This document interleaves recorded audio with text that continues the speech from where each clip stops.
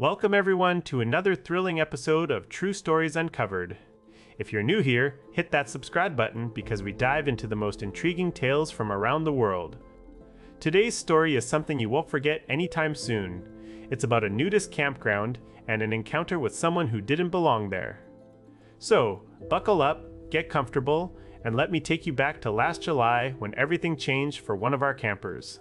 The setting was a serene nudist campground nestled in the heart of rural America, surrounded by dense forests and rolling hills. The place offered seclusion and freedom for those who chose to live or vacation without clothing. But this particular spot was different. It had strict rules about nudity, with no exceptions for visitors. It's early morning, July sun peeking through the trees as I make my way to the pool area after checking into my cabin. As I swim a few laps and bask in the warmth of the day, something catches my eye from the top of one of those hills overlooking the campground. A man standing there, clothed. Blue jeans and a black hoodie with the hood up, staring down at me like he's watching for something specific. My heart races as I try to understand what someone dressed like that is doing in such an environment. Can you imagine how strange it felt?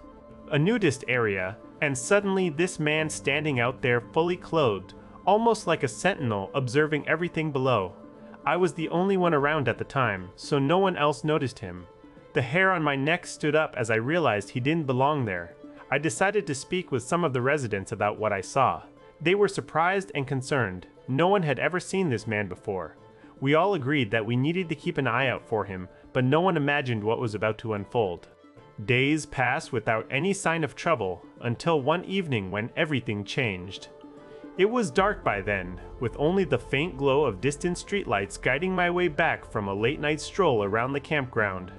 Suddenly, I heard a piercing scream coming from Sam's trailer, followed by another high-pitched cry echoing through the night. Without hesitation, I sprinted towards the source of the noise. As I reached the trailer, all lights were on and chaos reigned inside. One of Sam's daughters was sobbing hysterically while pointing out the window where a figure in blue jeans had been seen climbing down from an upper floor window. A moment later, I saw him again, running away into the darkness. Fear gripped me as I realized this stranger had been targeting those children for who knows how long. Sam emerged shortly after, frantic and confused. He hadn't answered his phone earlier because he was inside with his family.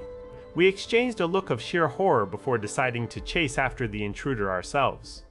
I didn't have time to grab anything but my hiking boots as I bolted out into the night, following his trail through the woods. The man must have been in incredible shape. His blue jeans were all that was visible for a moment as he sprinted away from us. I could hear Sam yelling behind me, but my focus was fixed on catching up to this intruder before he disappeared into the night. We pursued him through the dense underbrush and over rocky terrain, but it wasn't enough. We lost sight of him too quickly. It felt like a dream, a nightmare that wouldn't let go.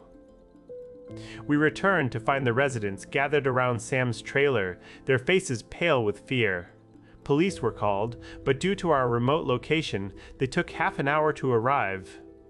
Once there, we recounted what had happened, and how this stranger had tried to break into Sam's home with his young daughters inside. In the end, though, nothing was ever found. No clues, no leads, just a haunting reminder that danger can hide in even the most unexpected places.